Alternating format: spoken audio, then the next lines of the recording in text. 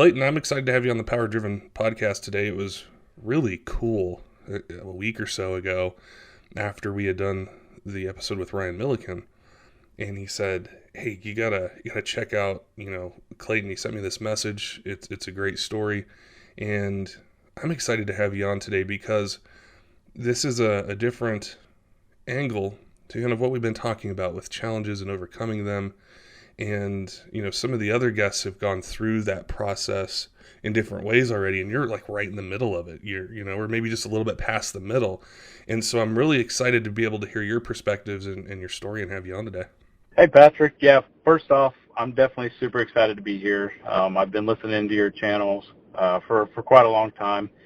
And the first one that I heard, Ryan Milliken, it definitely hit home, and I just felt like it was worth telling him, like, hey, man, thank you so much for taking the time and sharing that, because a lot of people, they don't like to share their personal side or even the negative side of things because it's scary. You don't want other people to think bad about you, but, I mean, it's just part of it, and just like everybody has said, it's most of the time just about, like, the highs, and nobody sees the lows. Yeah, exactly. And it's very interesting and inspirational.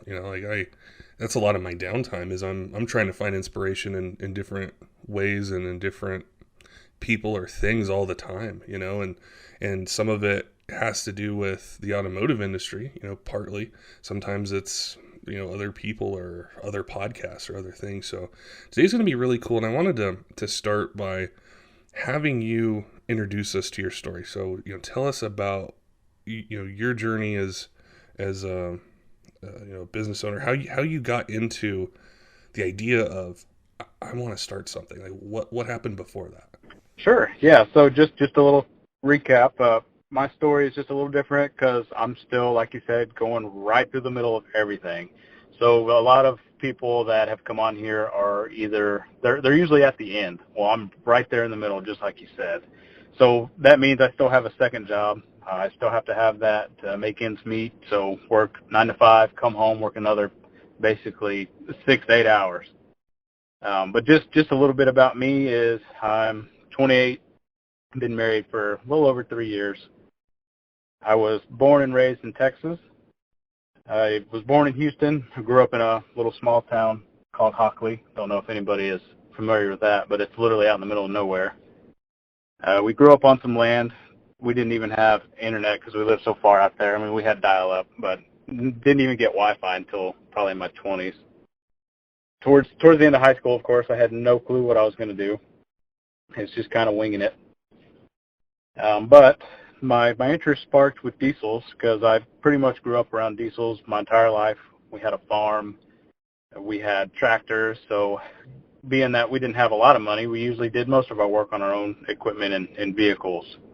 And that actually, my first truck was a 9512 valve that my dad actually had bought brand new right off the lot, which I think, back in the day it was, I don't know, 20 or 30,000 for a truck like that. It'd be nice to have a time machine and go back. Yeah, most definitely. For the longest time, I had the window sticker, and I wish I still had that to this day, but I don't, because the truck got sold once or twice throughout this process and whatnot, and we actually bought it back for me. But whenever I got it, it had around, I think, 200,000 miles on it. So it was still young. The engine was young, but it still needed, some maintenance issues here or there, which most of the time I tried to do it myself. It is still completely stock. Of course, whenever you first get it, I was young, so I was probably 16, I think I was. And, as soon as you get your first vehicle, you've got to do something to it, anything to make it different. And one of the first things that I did, which a lot of people do, is they swap out those mirrors, those second-gen mirrors to third-gen tow mirrors. And I think I removed the diff cover and painted the rear diff my favorite color, blue, which, that's part of my logo now, blue.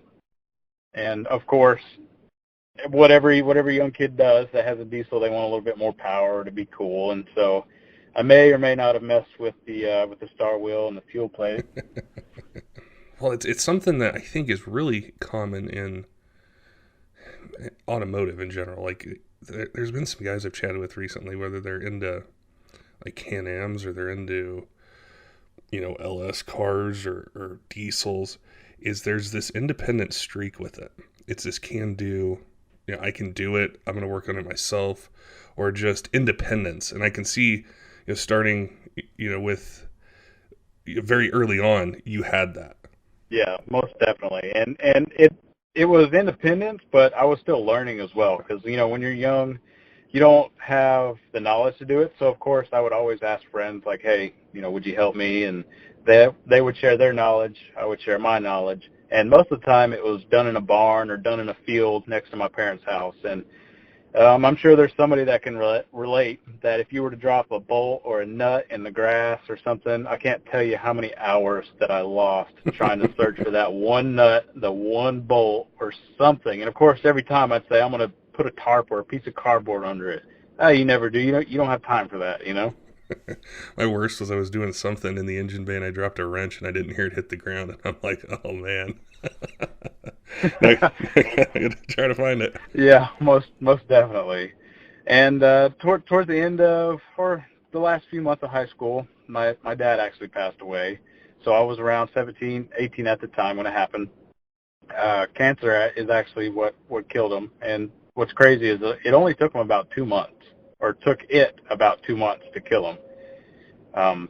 Come to find out that it was some type of rare bone cancer. I can't remember the exact name of it right off the top of my head. But by the time they found it, it had already reached the highest stage, which I can't remember. It's stage 4 or 5 cancer. And it just literally grabbed a hold of him and then took him just like that with hardly anything. And that, to this day, has definitely been the hardest part of my life so far. I've heard, some stories and even, personal ones or, people around me where that's something that's it's very formative and hard. And I think, hits home for all of us, especially at, such a young age, that you were, just kind of getting ready to turn 18, 18, 19, go out into the world. Yeah, exactly right. And it not only took a toll on me, but it took a big toll on my mom, because they were married. They were married for a very long time, 20 something years, if I'm not mistaken. And so you can imagine, you have a best friend there, and then all of a sudden, a couple months later, they're gone. So you can only imagine what it took on her and her body.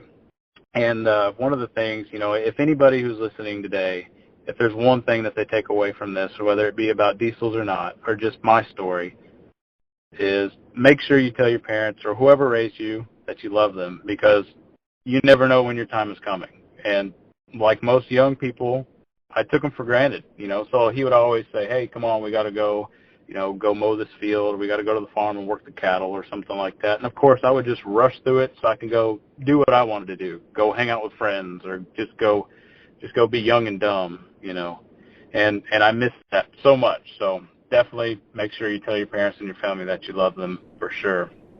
That's one of the biggest regrets I have of my youth is I felt invincible, like everything was perfect and nothing bad could happen. And I think, when I lost my grandparents, I was about the same age. So I was like 17, 18. And I remember being a kid and like I wanted to go play with toys, or I wanted to play a video game, or I was outside and I think, man, if I could go back and just talk to them more. There's so much about their life that I wish I would have taken the time. But I just, like you said, I just felt like nothing bad could happen and everything was good. But that's a really good lesson, and just something to keep in mind is those people around us that we value, family and friends and things like that, and just not getting caught up like Corey Willis was talking about with the like being self-aware, knowing our reality. Is I think sometimes we don't want to think about that stuff, but yeah, that definitely hit home. Yeah, definitely. And I, to this day, I still remember the exact date. That's just one of those things that you'll never forget. It was November 17th, 2009. That day will always be with me. And every time it comes around, of course, it's a very emotional time. And like you and Ryan had said previously in the last one, is you ask somebody, or even me, how I made it through it. And honestly, I still don't have a clue. I have no idea how. I just did what needed to be done to get by and to get through it in my own way. I just kept pushing on and knew that I wasn't going to give up. So since that day, I'm pretty sure that's where most of my strength came from and most of my willpower to keep going. Now, at that time, say after that, and you have this passion for diesels and automotive, and you're just getting ready to go out there in the world. What was did you try that then? Did you try to get into that, or what sort of career path or professional path did you pick for after that? So after that, I still wasn't really sure just yet. There was a few months left, and I was just going to wing it, like I said earlier. But I actually had a friend of mine who was talking about the oil field. I think his brother was actually going into the oil field, and so the money, of course, sounded great, and so did the schedule. The schedule sounded awesome because they work a rotational schedule, and so as that happened, I just went with it, and he got me a job, and that's what I did. Went to the oil field and did that, and actually went on land rigs for about 3 years, and I mostly worked in East Texas, in Louisiana, and that actually led me to a job offshore. And my offshore job career lasted around, I think, 5 years, give or take. Of course, whenever I moved out there, I tried to stay on the maintenance side of things because just like at home, I like working on trucks. I like working on things, tinkering and fixing things. And the engines that I actually worked on out there, they were literally like 2 stories tall. And if anybody's familiar with it, I think the name of it they were MAN STX engines. And they were 2 stories tall. The pistons, I want to say, were about 4.5 feet tall, standing up on the piston stand. And the Wow. injectors were so big that they're the size of your forearm. And we had to carry them up and down stairs. And so I think you could only carry, I want to say, 3 or 4 at a time. They were so heavy. Wow. That's that it kind of puts it in perspective, with we see those pictures sometimes on Instagram, these huge engines and stuff, and just to think of maintaining that, probably the complexity and the systems that you guys would need to have in place for everything, maintenance, parts, logistics. Right. Spare everything. So, I mean, I think each injector nozzle was just the injector nozzle by itself, or the tips were like 10 or 15,000 a piece. And of course, being out there in the middle of the ocean, you had to have an abundance of them just in case anything were to go wrong. So, I mean, we had thousands of gallons of oil on there and fuel. So you can only imagine like how much space we had to have for that. And whenever you're on a rig, whenever you're offshore, the schedule that I was on was about 21 to 21. So you would work 21 days on, and then you'd actually get 21 days off, which was really cool. But you also had to work 12 hours a day, no matter what. So there's no sick days, there's no holidays, there's no nothing like that. It was 21 days straight of 12 hours of work, if not more, if you decided to work over, or wanted to work over into another position. You would do it on your own time. And thankfully, I worked my way up to a decent position on the maintenance side. When the oil field actually tanked, though, I got bumped all the way back to the lowest position. And at that point in time, I think that's what sparked my want and need to do something better. I didn't want anything or anyone to determine what would happen to me in the future, so I didn't want anything to stand in my way and say, nope, you can't do this right now. I immediately felt like I had to do something else, and I think that's where my interest for the business actually started to grow. It's a very, very interesting point, and something that I think a lot of people can identify with. Like when you said that was my experience. Is after, well, I was a lot like you. I didn't know what I wanted to do. I, Right. after high school, I went to college, got a 4-year degree. Still didn't know what I wanted to do. Got out, and I'm like, well, I got this piece of paper that doesn't do anything, and then construction at that time was really, it was just going crazy, and I got into project management, and it was very similar where I had like this. It was fun, it was it paid well. I could buy things I wanted and trucks I wanted and stuff like that.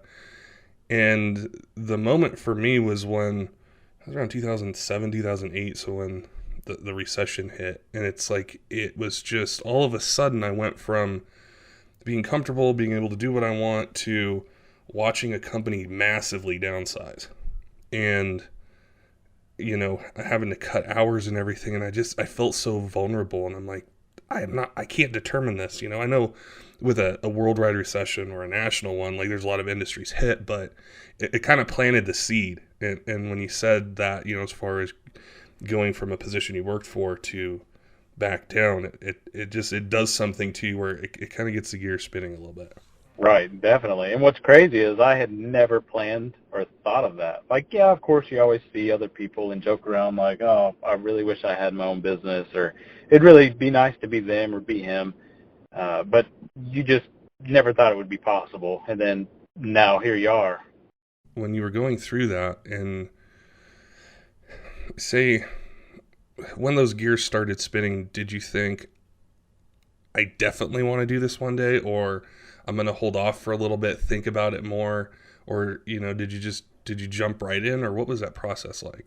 So I'm definitely a procrastinator when it comes to that, because you think, oh, I want to do that, but then, like most people, I was thinking to myself, what's the process? How do I even get started? Because I didn't know anybody that had started their own business, or if I did, they were much older, and I didn't think that I could talk to them, I guess you could say, because they weren't in my age group.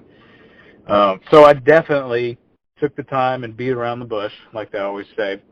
And I feel like one of the main reasons why I chose this industry too is because it's all I ever had. What's kind of funny is I've never had a gas truck in my life. I take that back. I've had two, but my very first truck was that 95 12 valve. And I go through trucks like water. I like change. I can't hang on to the same thing. I got to have something different. I get bored. I've had about 9 different trucks. 2 of them were gas. One wasn't even drivable. I bought it just to try to work on it and fix it. It just never happened. And the other one was, I think it was a Hemi. I had it for 6 to 8 months, not even a full year. And I think I pulled a little 6x12 U-Haul trailer with some furniture in it. And man, the way the transmission shifted in that, the torque wasn't there. It was just miserable to drive. Any little hill, it would just downshift like 2 gears, and I had to get rid of it. It was, I hated it. But now it got good mileage, and it was fun to, zip around town and for parking spots and all that. But just towing or just doing anything daily or towing-wise is just miserable to me. With that's interesting. Is that when I first got a passion for diesel trucks, was I bought a Hemi as well. It was an '04. I bought it brand new, and one of my friends, you always have those guys that you're friends with that you get something, they got to get something better or different, and he bought it was an '05 6-liter, and I thought that half ton was the greatest thing ever, And then he puts an SCT tuner on it and some other things, and I go for a ride, and I'm like, what am I doing? It was within 6 months I had to have one. I had to have a diesel. Right, yeah. And it's just, it started, it's just really kind of a hobby. I didn't work on them. It's never been a talent of mine. If instructions say it'll take you 30 minutes, it'll take me an hour and a half and probably a phone call to a tech helpline to figure something out, Right. But it's cool to see how that happens, or just what interest. And there's a lot of listeners that we've had that have said, they've listened to these episodes and they don't know what a Cummins is or a Power Stroke, but they understand finding something, and they have their own passions where it might have been, something completely different. Could have been construction or something like that, or they love to build things, or they were making, something in electronics. And it's so cool to hear the story behind how people find that interest in that hobby, and then how it blossoms into something bigger. Right, most definitely. And in my book, there's no such thing as a stupid question, but I do believe that you should take a little bit of time to try and find the answer, because usually almost everything that I found when I was younger was from Google, and then Google would lead me to Cummins Forum. Cummins Forum was the number one place to be. It was almost like Facebook is today back then. And you would just get on there and be on there every single day, every night. And if there's an issue you're having with your truck, I promise you somebody else has had it, or multiple people have had the same issue, and there's multiple different answers. But it does take a little time and effort, and some people don't have the time. So I definitely understand that. But that's just a little resource, too, if anybody wants to check that out. And also, once I realized that I love tinkering and working on trucks, I didn't really realize that it could potentially become a career. But once I did, I decided to actually start pursuing it. And what's crazy is the drive that it takes to be a successful business owner is unique to, I think, each individual. And the reason why I say that is because everyone has something that keeps them going. You know, everybody's got a different story, whether it be anger, they have sadness, or just competitiveness, or willpower and perseverance. Everybody's different, and they've got something that drives them. What was the first step that you did when you decided you want to pursue it? What was the first thing you did where you're like, I've started? The first step was the name, I think. I've always kind of liked the word dude. I've had dude since my very first email address when I don't even remember how old I was. It was way back whenever it was sbcglobal.net, and it had the word dude in it, and everybody's calling me that. And I wrote it on a little manila folder. My mom actually wrote it then, way back then, and because I've always liked that name. And I would always joke about one day I'm going to start it, and I never thought that it would actually become a reality. And one of the days, I was actually joking around with the wife a little bit more than normal. And she was like, you know what? If you're serious about this and you really want to give it a shot, I'll support you 100%. Let's do it. And what was funny, when she said that, I was like, oh crap, I don't even know where to begin. Mm-hmm. How do you start a business? What's an LLC? What's a sole proprietorship? What is that? What does that mean? And you know, like anything or anybody, you go to Google for all the answers, right? So I went to Google, and I want to say it was LegalZoom is what I used. You can do it much cheaper, of course, but of course they make it sound really good, like they know what they're doing. And so we paid a little bit more, but I think to start an LLC, it really only takes like a couple $100.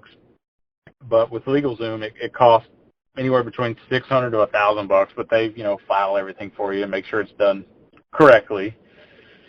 But yeah, that's where that started. I couldn't believe that once we had it, it was 2016 when I decided to go for it, and then by the time it was finalized, it was January of 2017. January 5th is whenever the name was actually legally a business.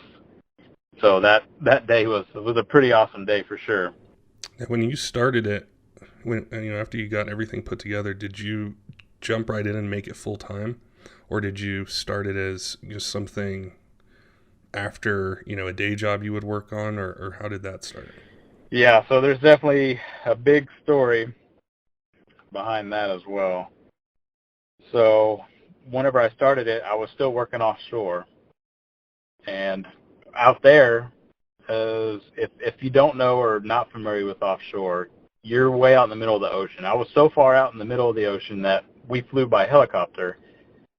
When you fly by helicopter that far, it took probably an hour and a half to 2 hours at times. There's literally a line. If you're familiar with the Gulf of Mexico, it's nasty brown-looking saltwater. When you're flying that far, there's literally, if you Google it, there is a line. It's not like a straight line. It's like a crooked, jaggedy line. But it literally turns from brown to blue. The craziest thing you've ever seen in your life, and it's real.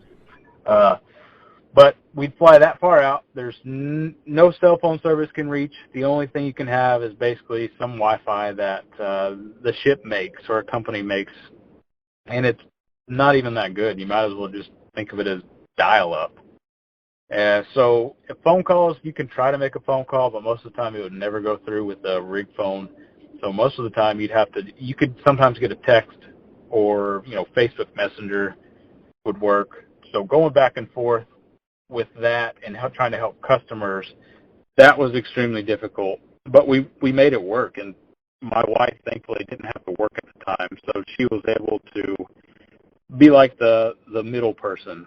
So a customer would message us, or I would have messaged a customer back then, and I would rely on her to tell me what the customer said, and then I'd have to be like, okay, this is what I need you to say, and she's like, what is that?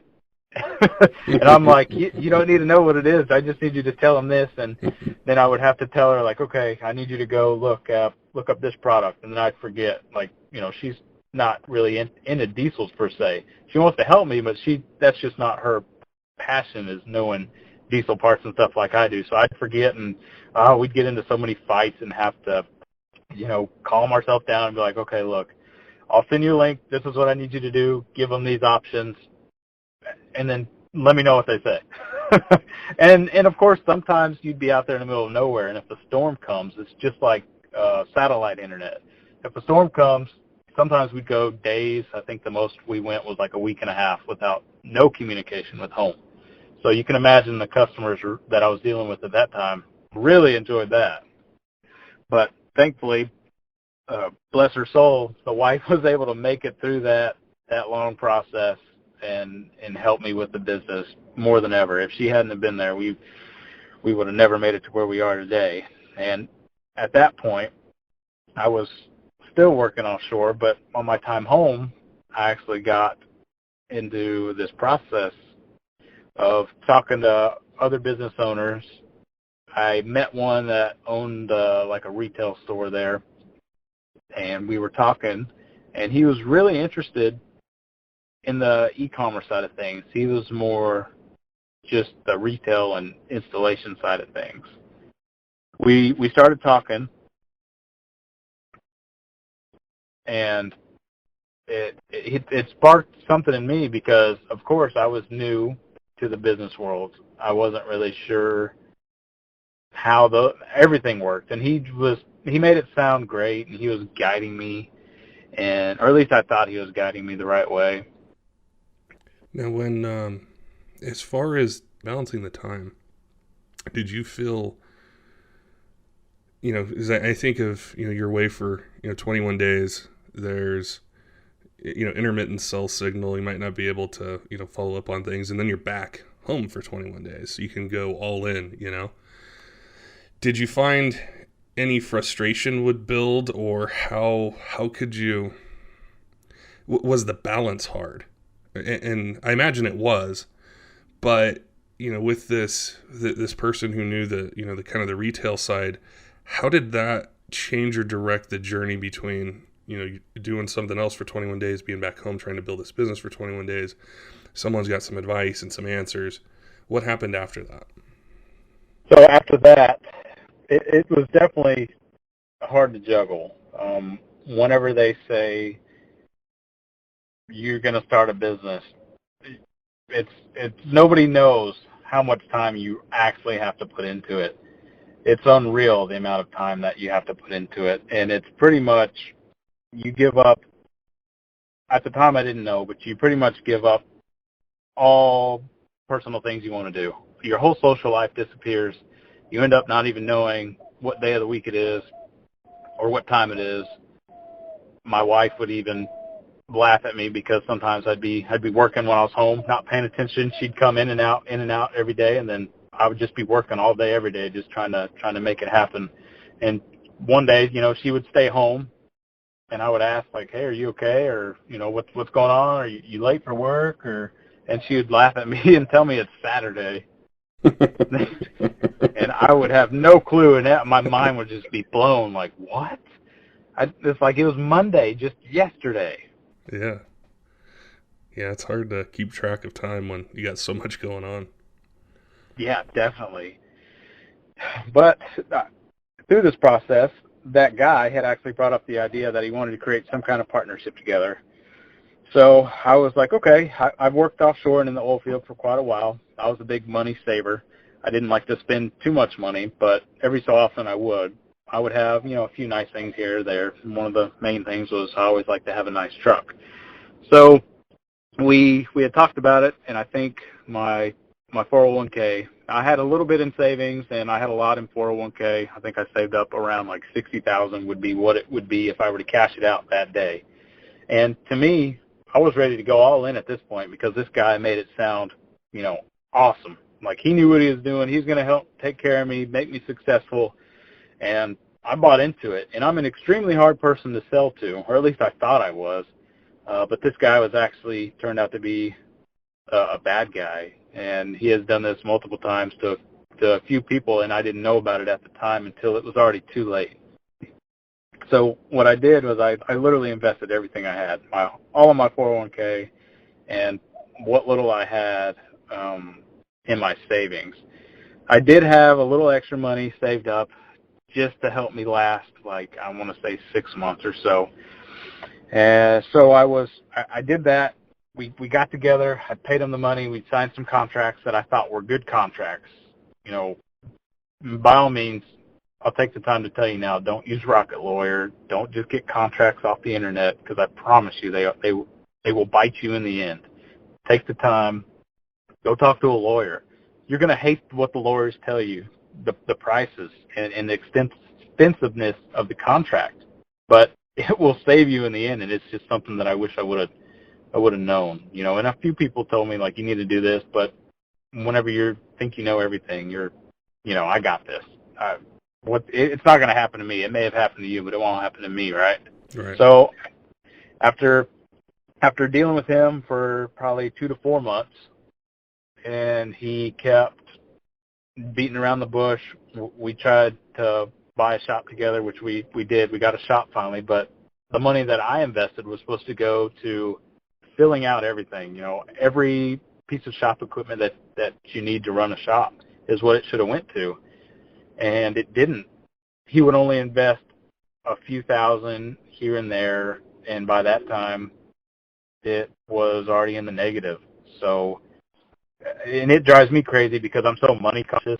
I always stay on top of the bills. I guess it's kind of like OCD. I always have to know, like, okay, this is what comes out. This is what we have to have. Because with me, I use a credit card just like a debit card. I use it on the credit card for points. I pay it off before the end of the month. That's just how I am. I don't know why. I guess it's a good thing. But, so we did that. He started doing that more and more, and then all of a sudden getting a hold of him was just hard. He would quit coming around, and the employees that we hired, they weren't getting paid, and so I was trying to pay them out of my pocket. It just wasn't working, so I finally was like, I got to do something. What do we do? I actually went and talked to a lawyer finally. And even with talking to the lawyer, they recommended that I take him to court, of course. But I knew that wasn't going to be cheap. But in my mind, I thought it was going to be easy. So I was like, yeah, let's get him. Let's sue him. Let's get what's mine. Well, it was like $10,000 or $15,000 more dollars on lawyer fees. I think it took about 2 years of fighting that battle. It put so much strain on my life, my marriage, my work, and the business, that I can't tell you how many times I thought that I was going to lose it, not only mentally, but physically. It was unreal. And, of course, being new and young to the business world, I had no idea what a lawsuit would entail.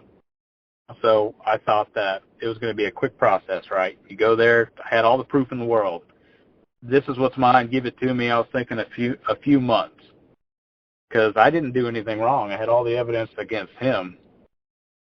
And throughout this whole 2-year process, or 1.5 to 2 years, I ended up doing the bare minimum for the business. I wouldn't even push for it because I was new to the whole lawsuit and litigation process. Your mind goes to some crazy places when you don't know it. It almost makes like its own truth, I guess you could say.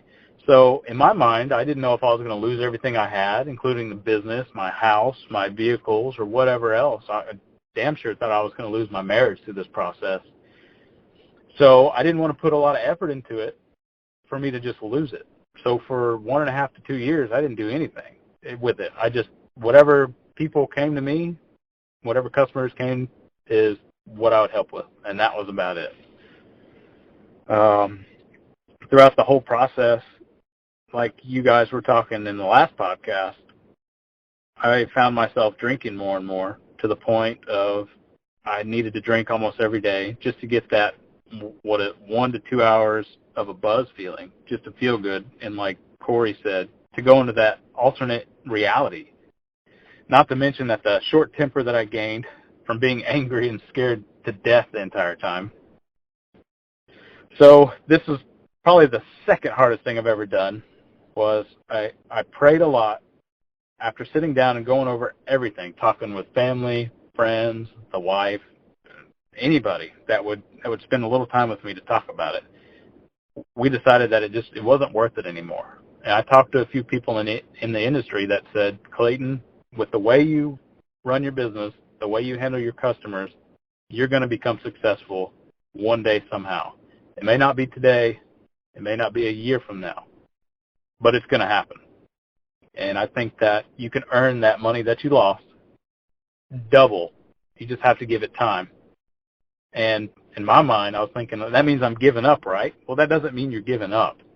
You're actually being smart, I guess you could say, about it, and responsible, and making a decision that it's not worth your time anymore. It's a lost cause. Move on. Just go do something else. Just like Ryan was talking about, don't give up. Just because that happened doesn't mean you give up. Keep going. And, of course, that guy, he had all kinds of hidden assets. So even if I were to keep going, I would have never got anything back anyway. It would have just cost me more in the long run. And at that point in time, in order to help recoup and gain some money back, we literally sold everything. We sold all the toys we had. I had a motorcycle, I had, some other toys, some other assets, some other trucks. We literally sold everything to help pay off or to regain some of that money back and to help keep the business going, which my wife was at the time was like, you're crazy. Why do you want to keep going with this business? I truly believed in it. And she saw that I truly did have a passion for it, even still after that. And so she said, okay, I'll still support you 100%. I know what you're capable of, and I know you can do this. And if it wasn't for her, oh, man, I'm pretty sure I'd be in a much worse place than I am now. What was crazy, once I walked away and started with literally nothing again, started from the bottom, it literally felt like a weight was lifted off my shoulders. My personality began to come back. My love for things would start to shine through. I would smile more, stop drinking as much. It was nice. I can't tell you what the feeling was. Something that you mentioned it was a lesson I learned sort of the hard way, and because I always thought, rewind years, I always thought these people that I knew were successful just somehow had like the golden ticket, and they just, the first time they tried something, they found it, and they were just successful. And I was talking to a friend of mine who's an entrepreneur as well, and I asked that question. I'm like, why can't I find this? Why are these things that I'm trying, they're either not working or it's not going as fast, and I don't even know if this is the right direction. And she was telling me about a conversation she had with someone who owns one of the largest e-commerce platforms in the world. And there was, I don't know if it was a conference or something like that they were at. And before they started that company, they had like 7 other businesses. And they all failed. They all failed, like hard. And I remember hearing that and I thought, okay, well, this thing's massively successful. Everyone knows, the name of it. But he didn't just hit the golden ticket the first time. Like, he had some ski business and some other thing. And it was like, it was a story that I think we can all identify with, where there's not a lot of money. It's putting strain on, the person, their relationships, their friendships, their life. And he had to go through that like 7 times, 6 or 7 times, however many it was. And then they found it. And so when you were talking about that, how, it's starting over, it can be seen as a failure, I think. I think it's natural for all of us to think that. I've done that as well, and I felt like a failure. But it's really an adaptation, more so than a failure, I think. Right. I agree 100%. And what's crazy, and even to this day, I mean, I'm still planning it, don't get me wrong. And baby, if you're listening to this, I promise it's going to happen. We still have not taken our honeymoon. So we got married in the middle of all of this, right? A Wow. newlywed, new business, going through a lawsuit. Oh, my God. You can only imagine the stress. I don't know how she stood by my side, but she did, and I'm so thankful that she did, because without her, I'm definitely nothing. She's truly my soulmate. And so we're still trying to plan the honeymoon. We're actually trying to do something here now that we're able to have a little bit more time, a little bit more money here and there. If it wasn't for her, family and friends, there's no telling where I'd be right now. Just like Ryan was saying, whenever you reach the absolute lowest you can go, there are two options you have. You can either give up and quit, or understand that there's only one way from this point, and that's up. You can only go up from there once you reach the bottom, right? It's true. And the hard part, I think, as well, starting an endeavor is to know what is the bottom. Because there can be a series of them. Like, you think you hit rock bottom? No, there's more. And then you're like, okay, well, this is rock bottom. Oh, no, there's a few more. There's a few more, and you're going to find out here shortly. But that's, listening to your story, it's very powerful, because I think 99.9% of people would have quit. They would have stopped. I think, at some point in there, it would have been like, this isn't worth it. But that's what I wanted to ask you about now is where are you at now in this journey? And right before I get to that, I do want to talk about one thing, and I think it's very important to this, is the way that I was able to get more drive and inspiration was I was at the bottom. I had nothing else left to lose, so why not just do something out of my comfort zone? So what I actually started doing was I would start messaging people who, in my eyes, I thought were successful. I would message them and just be like, hey, I want to hear your story. I want you to start with the struggles and the failures first. And just by asking that question, a lot of people were like, well, that's weird. Usually just people ask me, how did you make it? How did you get to the top? And start from there. But I wanted to hear the struggles first, the failures, because that's where I was at that point in time. And a lot of people would take the time and do that, but a lot of people wouldn't even give me the time of day. And I've gotten a lot of, I would call it the middle finger, because they would see me as competition and didn't want to help anybody. But the ones who actually took the time and told me their story, it was great. And that's what kept me going. And the ones that would say no or just not even respond or leave it on red, that just gave me more drive to go, okay, well, I'm going to ask 2 or 10 more people today just because of that. I'm determined. Once I got that little bit of hope, it was on. I was going to keep going and running with it no matter what. And thankfully, it helped. And I think that was one of the main things, knowing that other people were struggling or went through the struggles kept me going, which is why I felt the need to message you and to message Ryan about this. And I told him, thank you for sharing that. And not very many people are willing to do that. And that hit home. But where I'm at in the journey now, it's so hard to even pick a place to begin. I've come so far, it feels like it's been an eternity, because when you own a business, it ages you. It's unreal. It's truly 100% true. When you own a business, you pretty much kiss your social life goodbye. You don't know the hours. You'll be working, and the next thing you know, like they said in the previous podcast, everybody's gone home, and you're like, where the hell are all my employees? And then you realize it's 10 or 11 o'clock at night, and you're like, oh, okay. But so where I am now, I actually have 2 amazing employees, Mike and Joe, who whenever I was talking to them, at the time it was a joke. I mentioned to them, like, if I were to hire somebody, it would be just like you guys. And what was crazy was they actually were like, yeah, I would love to do something like this within the industry. This is what I'm passionate about. I love to work on my own trucks. I love to help people, love to talk to people about it. They were extremely social. And I actually found them on a forum. And what sparked my interest is they would actually give responses just like I would. So very in-depth, very in detail. They just sounded friendly. You could you knew that if you were to talk to them on the phone, that they would just be amazing to talk to. They talk just like they talk on the forums through a message.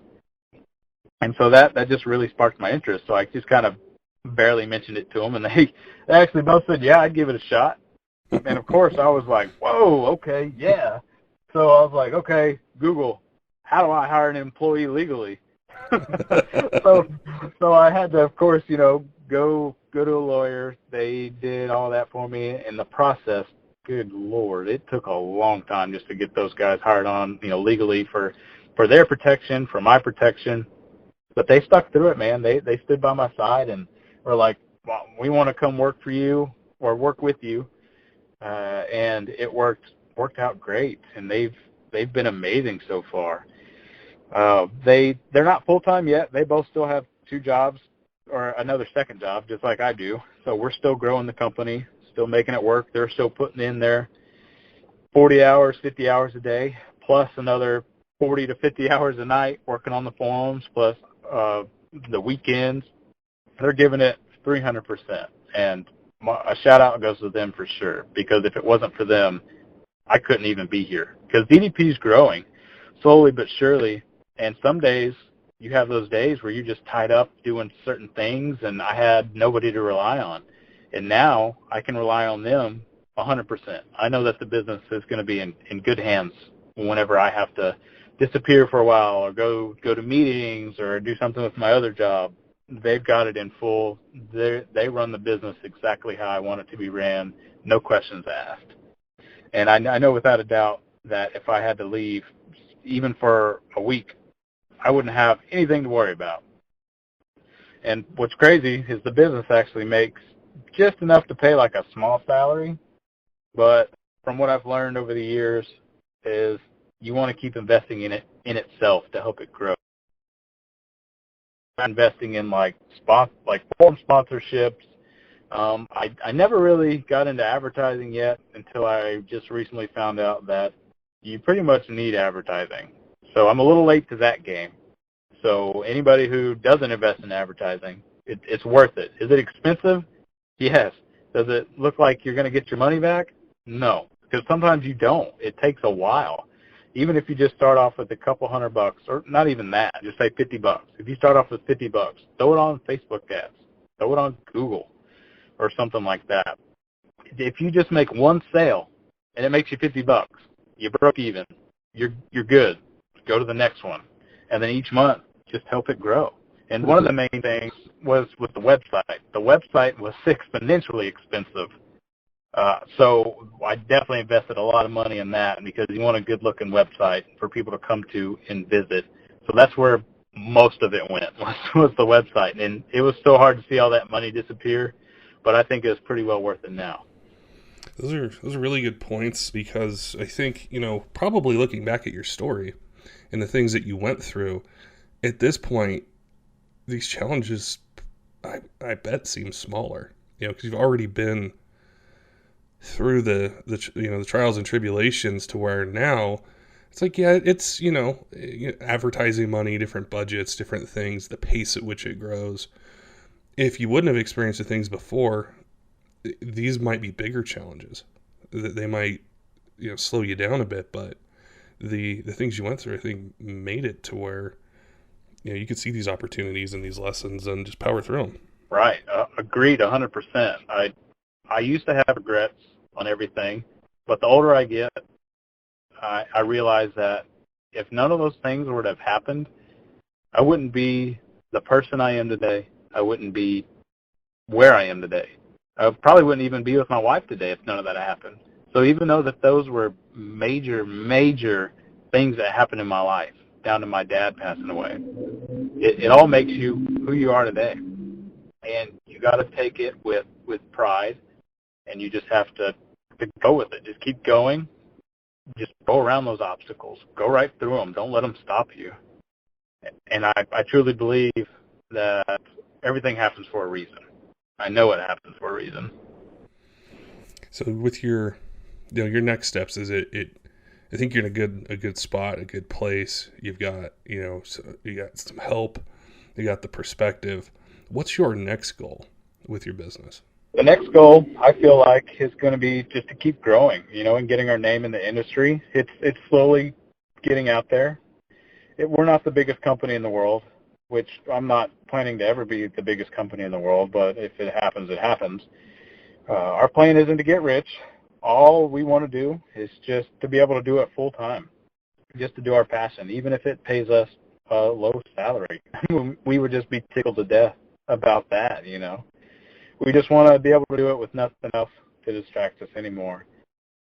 And our goal is to always make sure that we truly earn everybody's business. We don't want to make any customers feel rushed or pressured into buying something, which, there's some companies out there that just are out there to make a sale, and that's probably one of the reasons why we aren't rich yet, because we actually try to take the time and spend 15 to 30 minutes on the phone with people and truly try to get to know them, know their problems, their struggles, or even what they do with the truck, and not just throw out, oh, well, you need to do this, you need to do that. We try to learn what's best for them truly.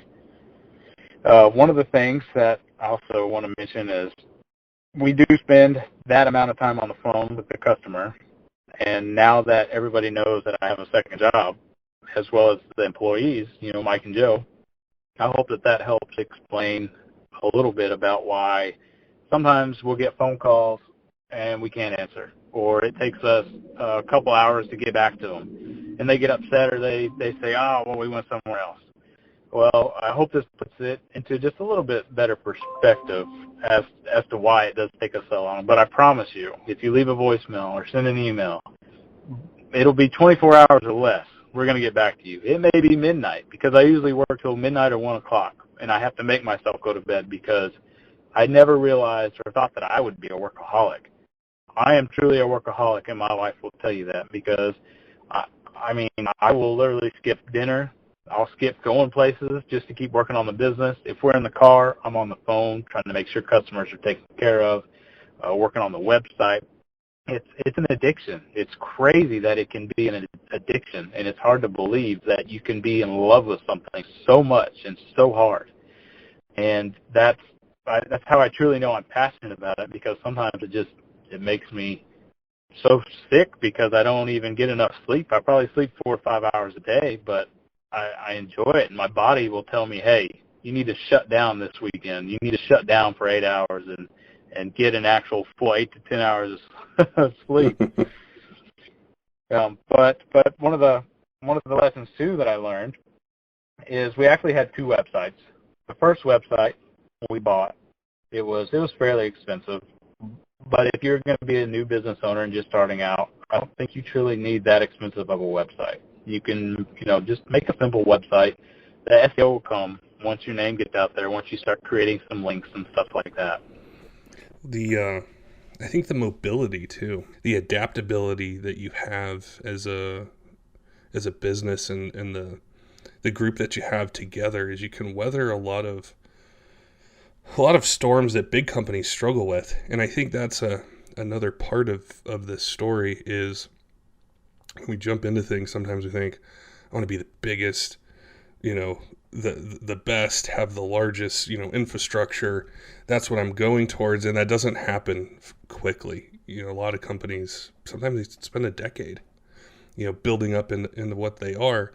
But there's a certain amount of adaptability and mobility that you have that large companies may not have. So if, someone has to wait 30 minutes or an hour or 2 hours, or whatever it might be, you can adapt with changes and things that are going on. And that's a strength that I think newer type businesses have, that sometimes might be overlooked, is how quickly you can change to something, or you can, add something to the site. Whereas, say with a large company, it might take a week. It might take a few days. There's a lot more people involved, and that's definitely an asset that I've heard people talk about. Is, sometimes through the process I forgot that these things that could be perceived as weaknesses are actually strengths. How quickly I can do something, how quickly I can add something. I can do work at 9:30 at night and get back to someone when phones are off other places. Yeah, that is very true, and I'm glad you brought that up too, because I was always worried, of course, just like everybody, or some people, not everybody is, but when I first started out, I would always worry about what other people thought. So I was always like, man, I can't afford this big, awesome website. I can't afford to go out and go, oh, I want to go review this product. But in order to review that product and make a video, well, guess what? You have to buy that product because most of the time you're not big enough to get it sponsored, to give it to you for free. And so I thought a big weakness was that I wasn't able to get loans and stuff like that. So a lot of this we did from our pockets. I literally invested the rest of the cash that I had into the business. Everything. Put it in there. And my mother-in-law actually was like, you need to step back and look. Just step back a little bit and look at the picture, and your weakness, or what you think is a weakness, is actually a strength, because you didn't have to have all these loans. You didn't have to go get investors. Look at this piece of paper. What does it say? It says, Clayton Insminger, you are 100% ownership of Dude's Diesel Performance. She said, not very many people can say that. And after that, I kind of sat back and looked at it and agreed.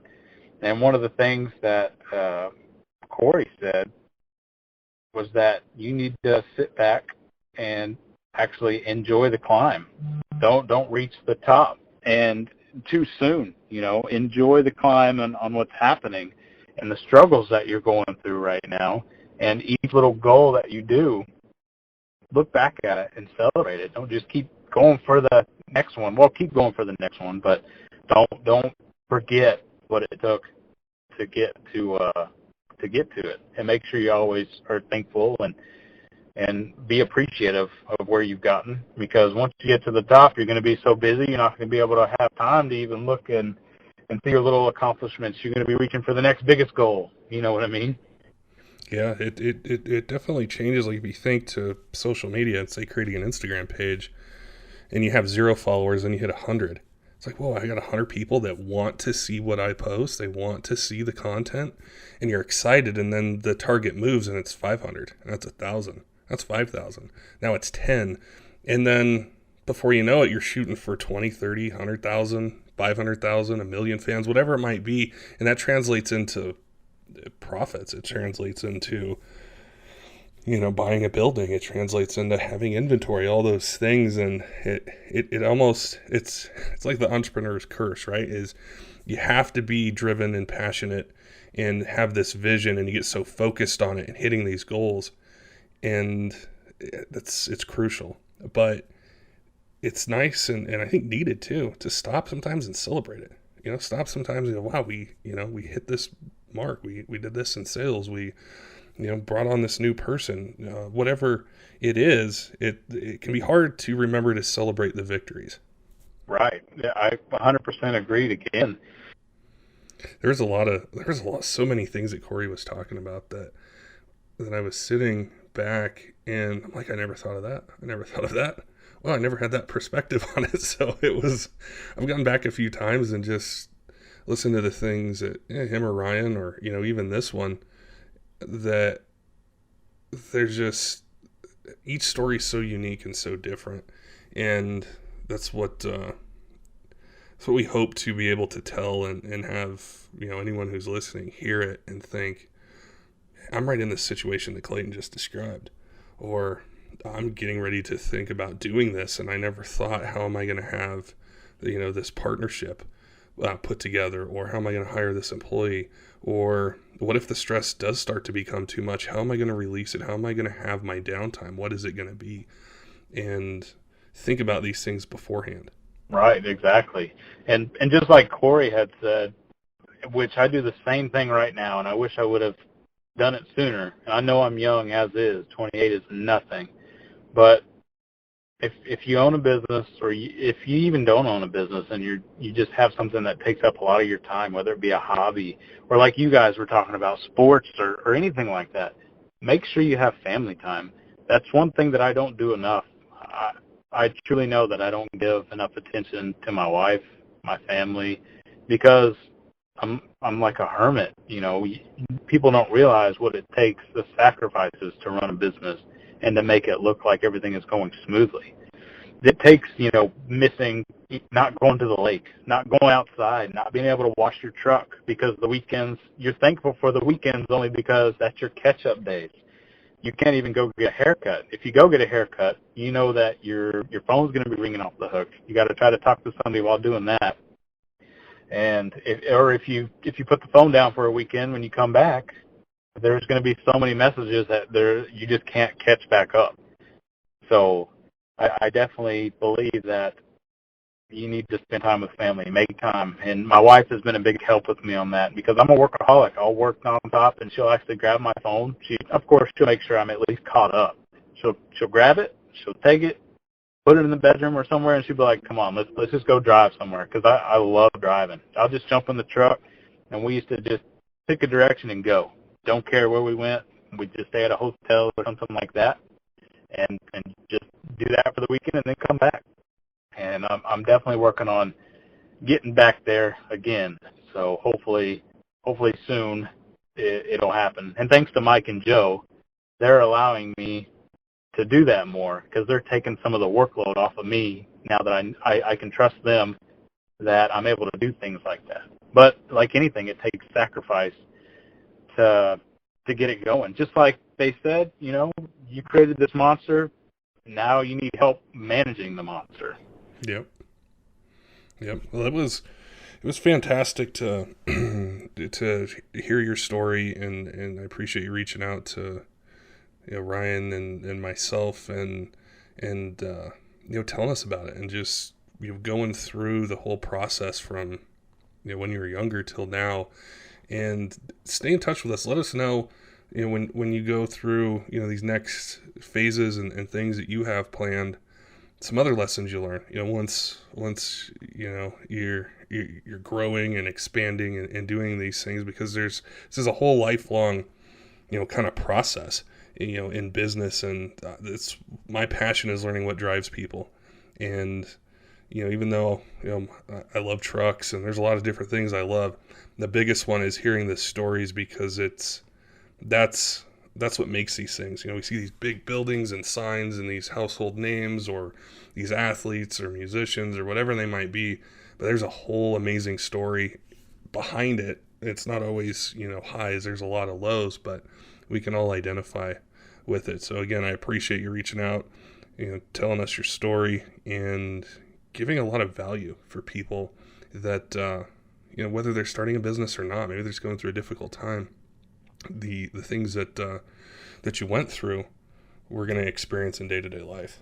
I appreciate it. Yeah, and it's definitely been a pleasure to be on here. I've listened to you for years, and just, like I was telling you earlier, I'm a procrastinator. I've wanted to stand up and do something and come on here, but I just never did because I didn't think that I would have any value in the way that Ryan described it and the way that you talked about it. It just made me feel like I was on top of the world. Like, we need to hear this. People need to hear this, and it was definitely my pleasure too. And I hope that just one person, I know everybody says that, but it's true. If this helps one person, then all my nervousness and my nervousness to be on the podcast and everything will have made it worth it. And I am truly glad. And I love to hear from people that it hits home to. If it does, message me. Shoot me what you thought about it, even if it's bad.